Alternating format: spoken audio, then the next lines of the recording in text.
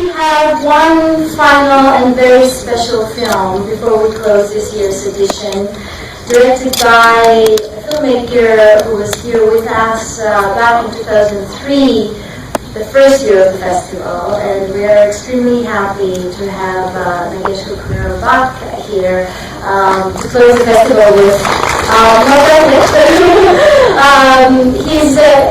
I must say that Nagesh was really one of the pioneers of independent cinema, and we are really happy to see him back on the festival route, and of course here in Los Angeles. And I know that a lot of his family members are with us, so a warm welcome to the Kukunoor family.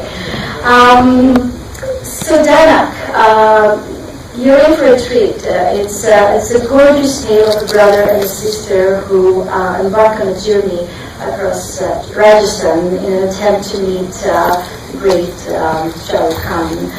And as you will witness momentarily, the film is filled with music, color, and magic in celebration of childhood and family. We're thrilled to welcome back to IFFLA at Los Angeles director Nagesh Kukunoor, as well as longtime producer Elahe Hiptoola.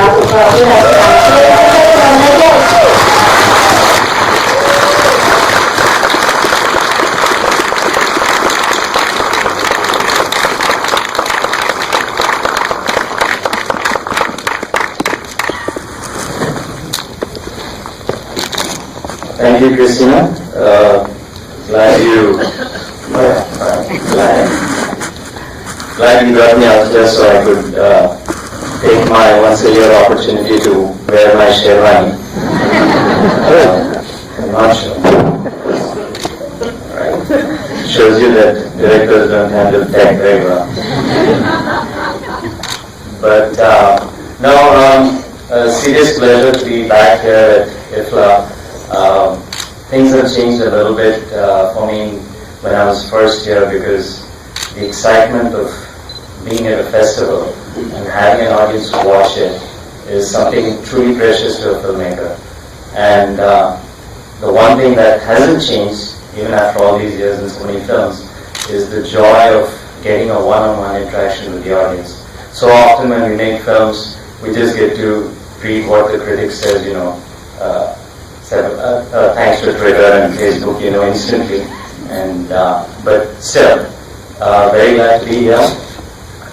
This is a special film because I wanted to sort of remind myself that the world really was not such a bad place, that there was still some goodness left in it, and wanted to go back to that India that I grew up in. So Dhanak is sort of an ode to that.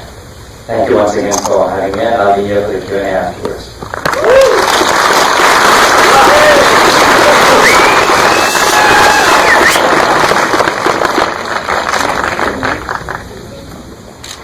We have some other members of the directing here with us. Yes, I'd like to quickly introduce them.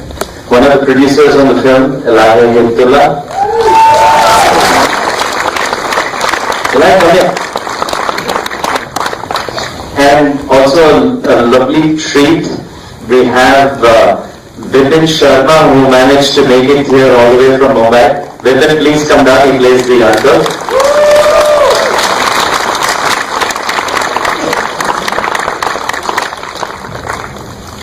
And an old buddy from my acting school, one of my dear friends who is a local actor here in LA, Chet, Dixon.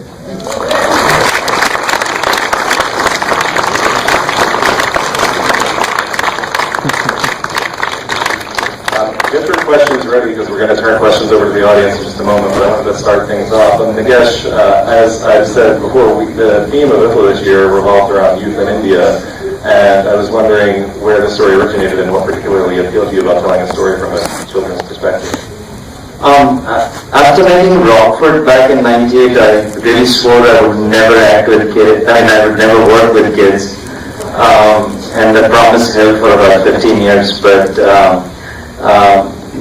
this particular story, which actually came about from an ad a friend of mine wanted me to work on an ad for FedEx and suggested this. It was just a simple line about a blind boy and his sister in a village in Rajasthan. It wasn't fleshed out like this, and the ad never happened.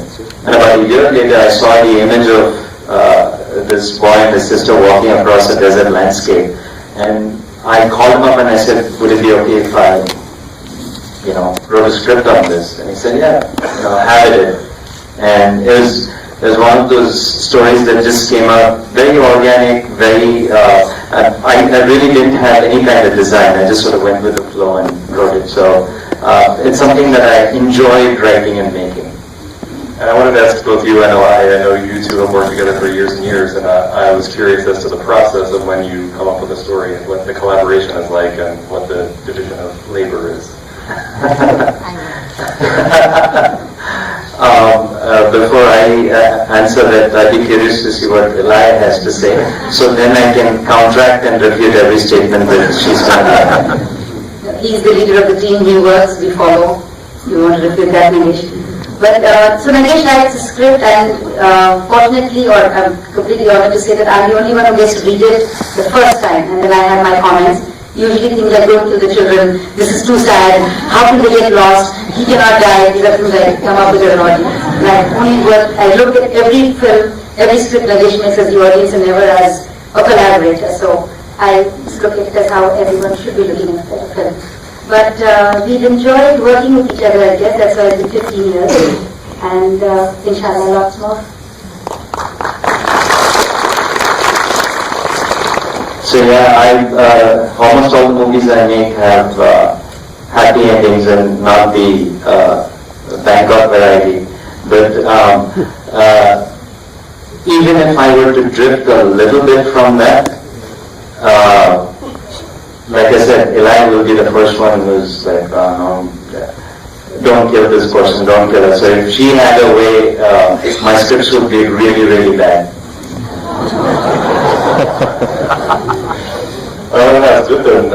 Vipin, this film is kind of dominated by the two young leads. What is it like working with maybe actors a little less experienced than you and with the maybe impatience of children? Were they total professionals or was there any challenges to that? Made a big mistake by acting in this film. Because when you see such great performance from these beautiful people, you just wonder the honesty and the innocence and the truth is so amazing. So I guess I'm fortunate to be part of this. And Chet,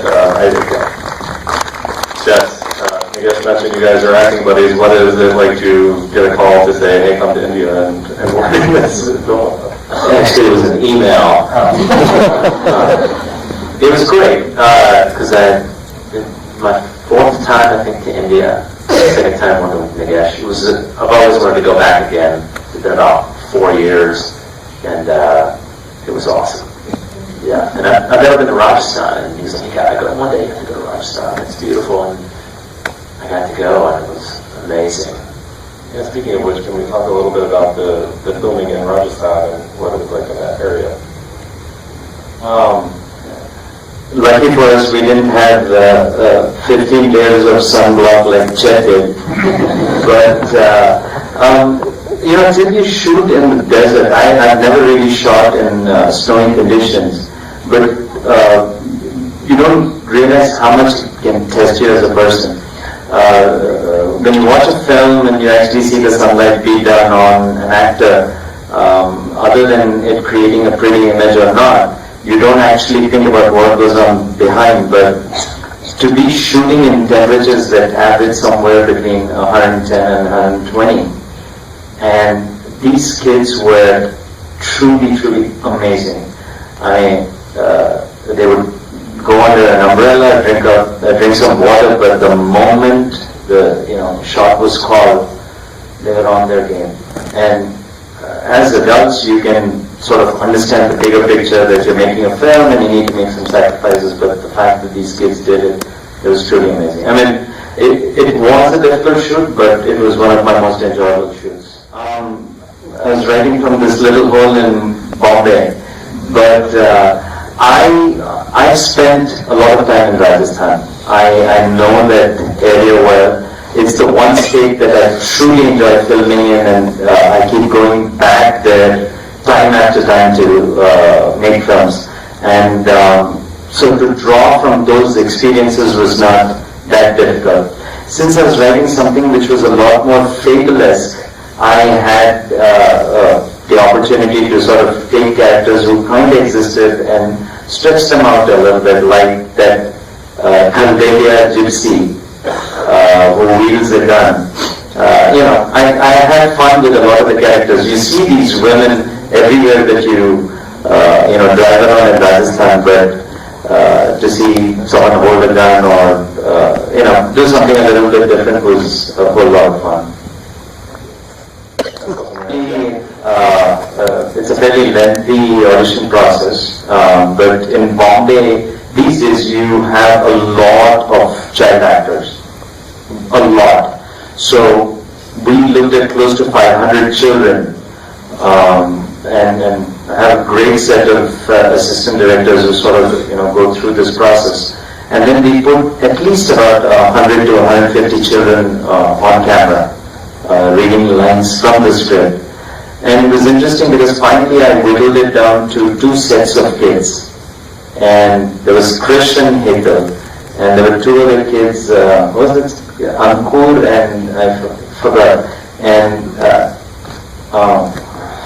it escapes me now that I didn't cast her. But it was just, Krish was 8 when we shot it, Hetal was almost 12. The other boy, Ankur, was 9. And the girl was going on 13. But it was very interesting that just that 1 year made a difference in the way the kids delivered the lines. Just that 1 year. And a lot of my lines were written for an 8-year-old, so I ended up casting Krishna, and my God, it was absolutely the right choice. It's the Indian in me.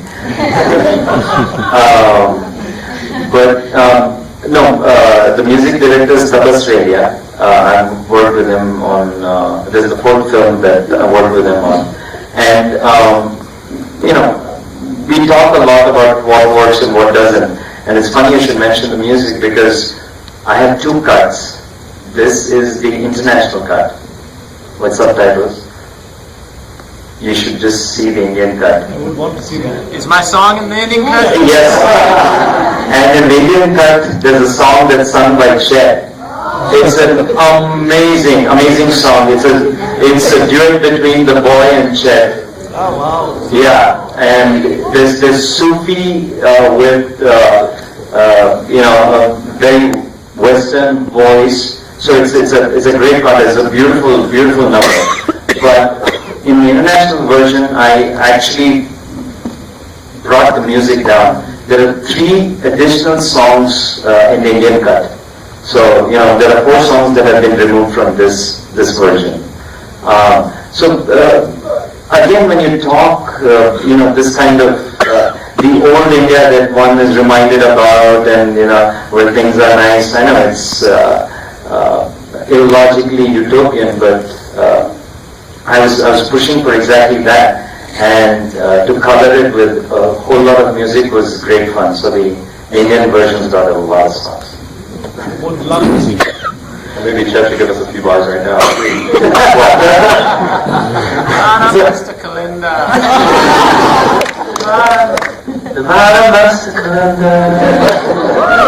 There's some English in there too. I forgot the English. All we're saying is give love. Oh yeah. But on a side note, Chet is an amazing singer. He performs as a singer in Los Angeles. It's not just because I had a white guy and I wanted him to sing. Not yet. But we're working on it. Because, it's funny you should ask that because it's genuinely a sweet ode to him in a very indirect way. And obviously about the madness that most Indians have for their Bollywood stars. And Chuck seems to have this whole mythology about him.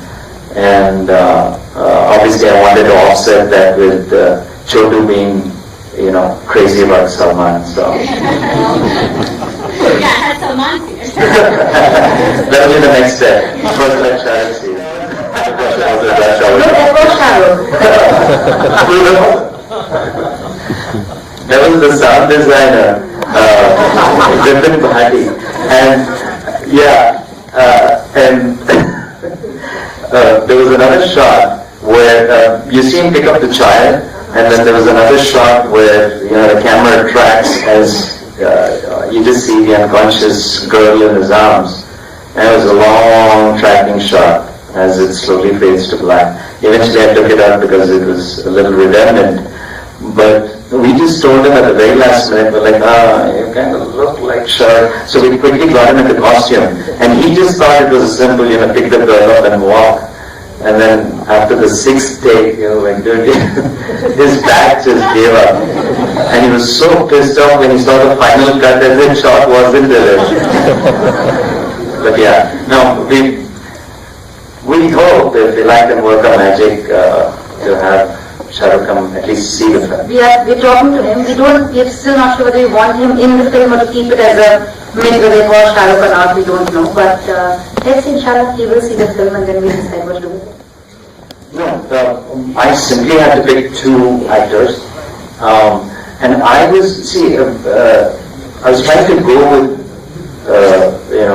what kids would want, when they're talking about a superstar. And I'm serious, Shahrukh seems to have this sort of magic around him, the way people talk about him and stuff like that. So for the girl to be Shahrukh crazy was a very obvious choice when I started writing it. And just to bring in the conflict, I said, it would be great fun if the brother completely disagreed. Initially they were just going to walk to school and they made up a story. It was not about any particular star. But the moment I brought in Salman, it just added, and it kind of makes sense, the boy leaning towards Salman and the girl leaning towards Shahrukh. So, see, like you said, it's Rajasthan is one of those few places that you can't have it in a film and not have it participate in the film. It's not like, it's a really pretty shot and that's it. So, and one of the most amazing things about Rajasthan is for a place that's so barren, the explosions of color, are visually stunning. So obviously I went for that. As the story progresses, I write very instinctually, and then when I go on location, I can craft a very intelligent answer for you, but that's not the truth. I just kind of, this scene, like the whole gypsy encampment, you look at the beauty of that shot, and that pretty much drives the communication. It's a haven, they're rescued from the bad guy, so, okay, this makes sense. So it's that kind of thing, and I could have made it just as pretty with just sand dunes. But here, since you have watched the film, here's a little aside. I'm going to give away a trade secret. So the place where we shot that little oasis, like you said, and the gypsy encampment, I shot 11 scenes around that place in different parts of the film, and you can never tell that it's the same place. 11 full scenes where the chopper drops them off right at the beginning of the film, same location. Where they go off on the camel journey, same location. Where the guy drives Badrinath drives the wheel, same location. And one of the things that I truly enjoy doing is, I don't think it reduces the production value in any way, is when you pull off these things and you sort of keep and you try to see if anyone in the audience can catch it, and that's kind of fun. One of the things,